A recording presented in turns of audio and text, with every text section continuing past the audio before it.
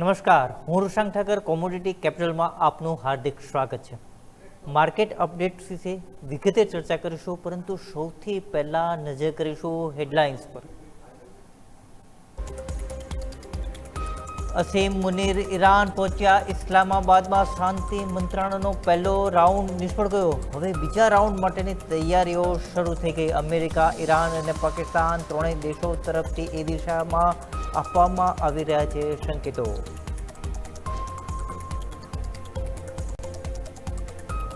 નાકાબંધી સફળ હોવાનો અમેરિકાનો દાવો.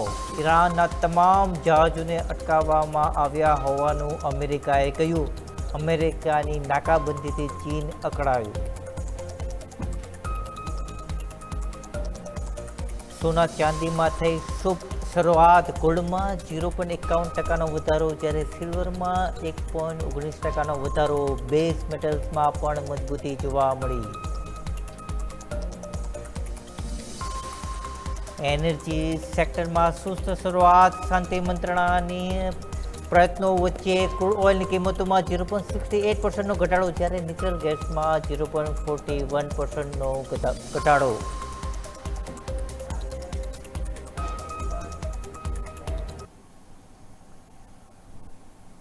યુદ્ધની આગ હવે ઓલવાઈ જાય એવી સંભાવના દેખાઈ રહી છે. અમેરિકા અને ઈરાન બંને વિલન્સની શાન ઠેકાણે પડી ગઈ હોય એવું લાગી રહ્યું છે.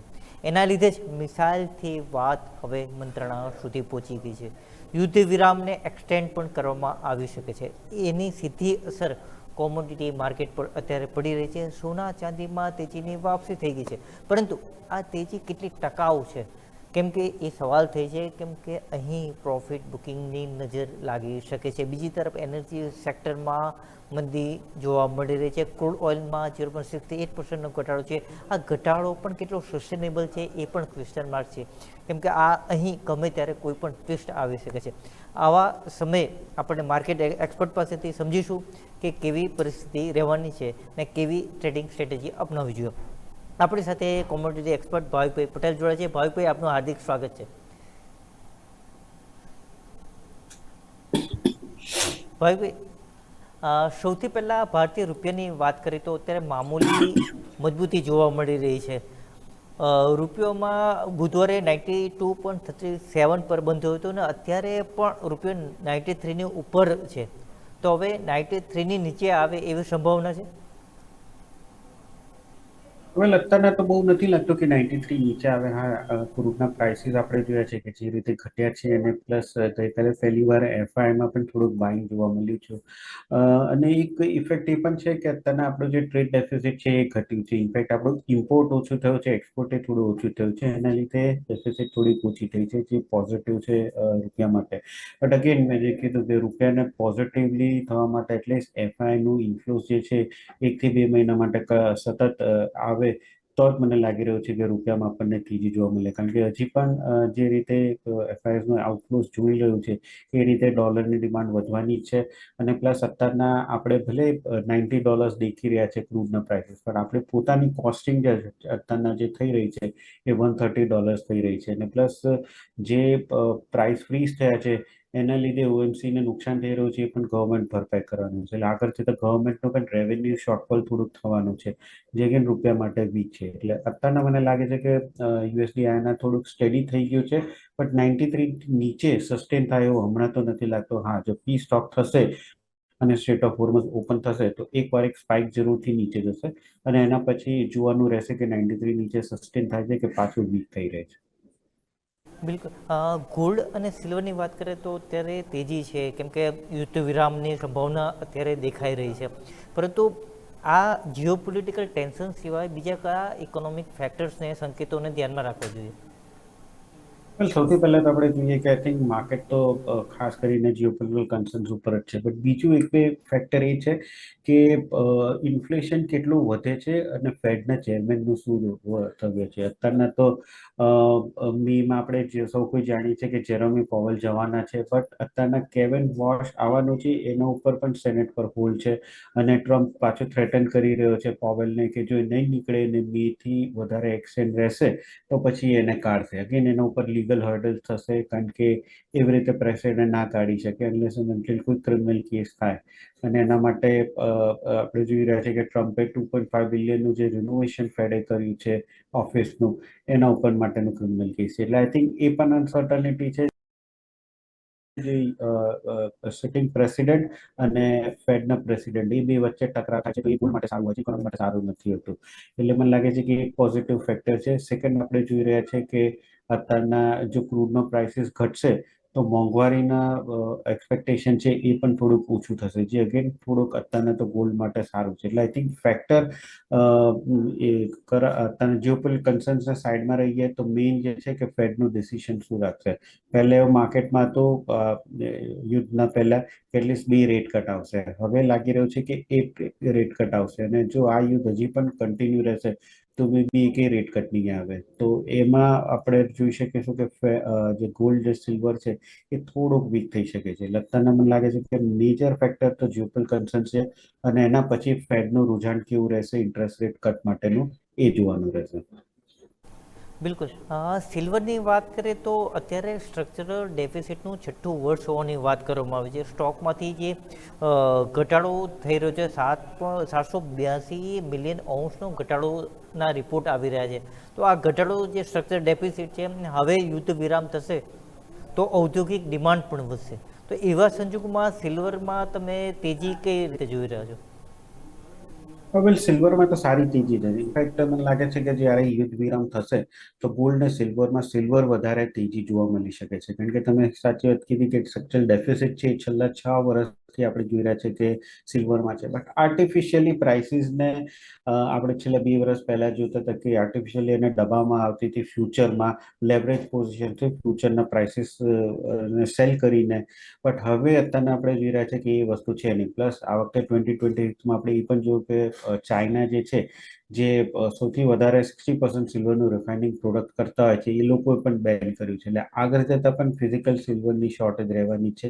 અત્યારના પ્રાઇસીસ એટલે વધ્યા નથી, કારણ કે જે રીતે આ યુદ્ધનો તણાવ છે એ રીતે ઇન્ડસ્ટ્રીયલ ડિમાન્ડ જે છે એ ઓછી છે. પણ જેવું યુદ્ધ ખતમ થશે, આઈ થિંક 1-2 મહિનામાં ફરીથી ઇન્ડસ્ટ્રીયલ ડિમાન્ડ વધવાની શરૂ થશે તો સિલ્વરના પ્રાઇસીસ આપણે બી ધડક વધવાના જોવા મળી શકે છે. તો શોર્ટ ટર્મમાં એક્સપેક્ટ કરી શકો છો કે 2,70,000 સુધીમાં આવી શકે છે. અને જો એકવાર યુદ્ધ ખતમ થાય છે તો આપણે 3 મહિનાની અંદર 3 લાખ સુધીના લેવલ્સ પણ જોવા મળી શકે છે. બિલકુલ. ગોલ્ડ અને સિલ્વરના ઇટીએફના હોલ્ડિંગ્સમાં સતત વધારો થઈ રહ્યો છે, તો એ કઈ બાબતનો સંકેત છે?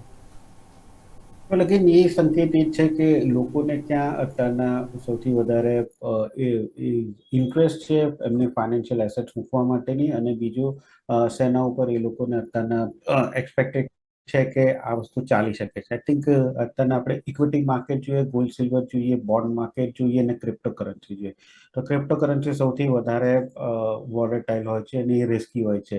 એટલે જનરલી એમાં લોકો પડતા નથી હોતા. પણ જ્યારે પણ વોર્સ લાઇક સિચ્યુએશન આવે છે ત્યારે લોકો સેફ હેવન એસેટ્સ જ પાસે જાય છે.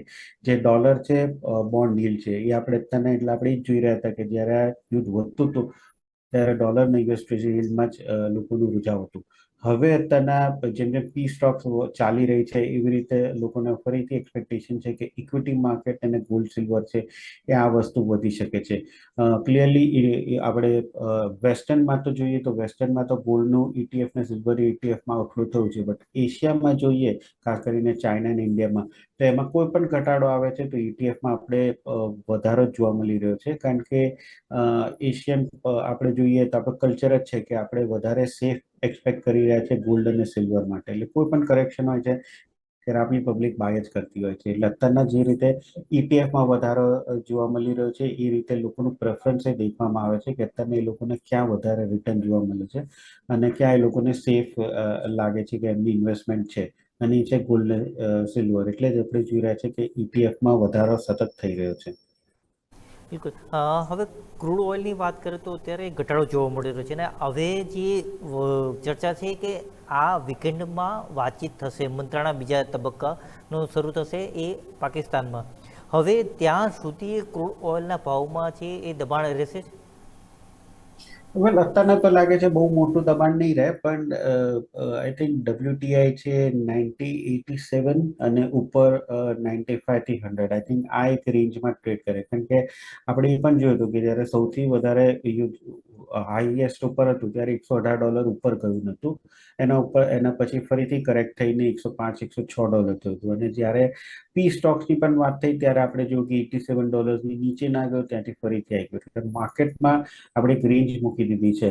હવે આ વખતેના જે પી સ્ટોક છે એમાં એક્સપેક્ટેડ છે કે મે બી થોડુંક વધારે પોઝિટિવ સેન્ટિમેન્ટ થઈ શકે, કારણ કે લાસ્ટ ટાઈમમાં જે પોઈન્ટ્સ હતા એમાંથી કોઈ કોમન નહોતા, અને બે યુએસ અને ઈરાને ના પાડી. પણ આ વખતે એટલીસ્ટ બે મેઇન પોઈન્ટ છે કે જેના ઉપર ચર્ચા રહેશે, અને એ છે કે સ્ટ્રેટ ઓફ હોર્મુઝ ખોલવાનું કેવી રીતે, અને સેકન્ડ ન્યુક્લિયર એનરિચમેન્ટ. અને ન્યુક્લિયર એનરિચમેન્ટમાં પણ આપણે જોયું કે ઈરાને કીધું કે 5 વર્ષ સુધી લોકો નહીં કરે, અને યુએસ કહે છે કે 20 વર્ષ સુધી નહીં કરવાનું. એટલે કશેક ને કશેક બ્રેક થ્રુ થાય છે.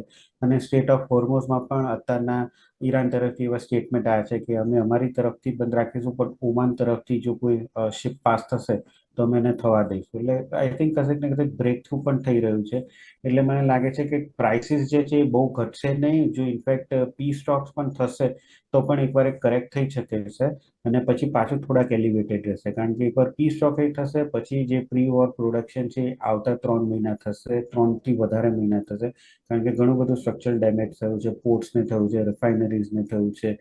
અને ઓવરઓલ પ્લસ એ પણ આપણે જોઈ રહ્યા છે કે જે ડિમાન્ડ જે છે એના કરતાં સપ્લાય અત્યારના ઘણી બધી શોખી છે. એટલે એક વાર નીચે આવી શકે છે, પછી મે બી એક્સપેક્ટ કરી શકો છો $90 થી $100 વચ્ચે ક્રૂડ રહેશે. બિલકુલ, ક્રૂડ ઓઇલ પછી નેચરલ ગેસ અને બેઝ મેટલ્સ વિશે વિગતે ચર્ચા કરીશું, પરંતુ અત્યારે સમય છે એક નાનકડા બ્રેકનો.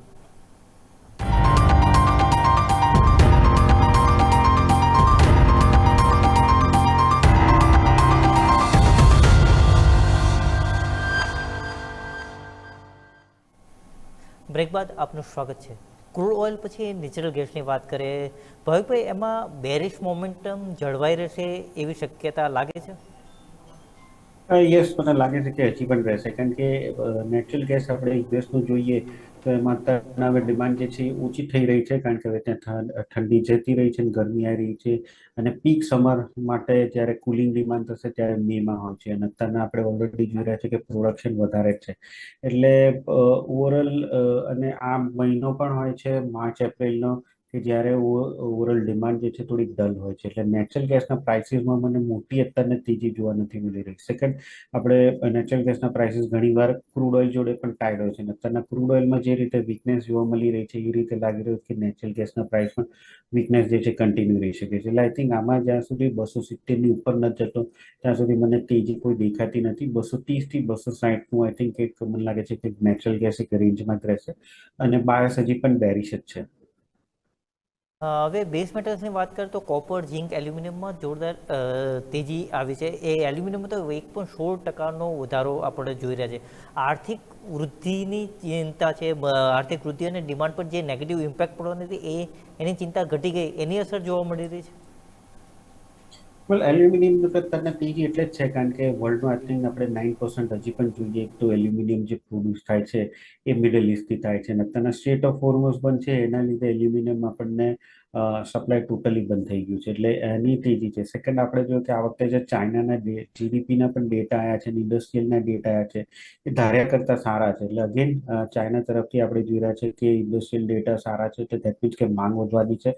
અને બીજી તરફ આપણે જોઈ રહ્યું છે કે ચાઇના ઓલરેડી પ્રોડક્શન કાપ મૂક્યું હતું એલ્યુમિનિયમ ઉપર, અને બીજું 9% નિયરલી વર્લ્ડનું જે આઉટપુટ જે છે એ હોલ્ટ થઈ ગયું છે મિડલ ઇસ્ટથી. એટલે કશેક ને કશેક આના લીધે સપ્લાય ક્રંચ જોવા મળી રહ્યો છે. એટલે જ આપણે જોઈ રહ્યા છીએ કે એલ્યુમિનિયમના પ્રાઇસીસ છે એ વધી રહ્યા છે. હું એક્સપેક્ટ કરી રહ્યો છું કે એલ્યુમિનિયમના પ્રાઇસીસ જે છે એ ઓર વધી શકે છે. આઈ થિંક જ્યાં સુધી સ્ટ્રેટ ઓફ હોર્મુઝ ઓપન ન થતો ત્યાં સુધી મને નથી લાગતું કે એલ્યુમિનિયમ પ્રાઇસમાં કોઈ પણ કરેક્શન જોવા મળી શકે છે. આઈ થિંક હજી પણ 378 થી 380 સુધીના લેવલ્સ આપણને એલ્યુમિનિયમમાં જોવા મળી શકે છે. બિલકુલ, ભાવિભાઈ, મહત્વના ઇનપુટ્સ આપવા બધા આપનો ખૂબ ખૂબ આભાર, અને આપણા તરફથી સ્ટાન્ડર્ડ ડિસ્ક્લેમર. વેલ, જે પણ મેં એડવાઇસ શેર કરી છે ક્લાયન્ટ જોડે શેર કરી છે, એ લોકોની પોઝિશન્સ હોઈ શકે છે. એમાં પર્સનલ પોર્ટફોલિયોમાં કોમોડિટી પોઝિશન નથી. જે વધુ વખત આપનો ખૂબ ખૂબ આભાર. હવે આપણે કોમોડિટી માર્કેટના ભાવ પર એક નજર કરીએ તો અત્યારે ગોલ્ડ અને સિલ્વરમાં સારી એવી આપણને તેજી જોવા મળી રહી છે. ગોલ્ડમાં 0.51%, જ્યારે સિલ્વરમાં 1.17%નો આપણને ઉછાળો જોવા મળી રહ્યો છે. કોપરમાં 0.58%, એલ્યુમિનિયમમાં 1% કરતાં પણ વધુ વધારો, ઝીંકમાં 0.77%નો આપણને ઉછાળો જોવા મળી રહ્યો છે. બીજી તરફ એનર્જી સેક્ટરની વાત કરીએ તો અહીં ક્રૂડ ઓઇલમાં 0.62%નો ઘટાડો છે, જ્યારે નેચરલ ગેસમાં 0.45%નો આપણને ઘટાડો જોવા મળી રહ્યો છે. આ તો થઈ વાત નોન એગ્રી કોમોડિટીઝની. હવે એગ્રી કોમોડિટીઝની વિશે આપની સાથે ચર્ચા કરવા માટે જોડાશે હાર્દિક ત્રિવેદી અને ધવલ પટેલ. મને રજા આપશો. નમસ્કાર.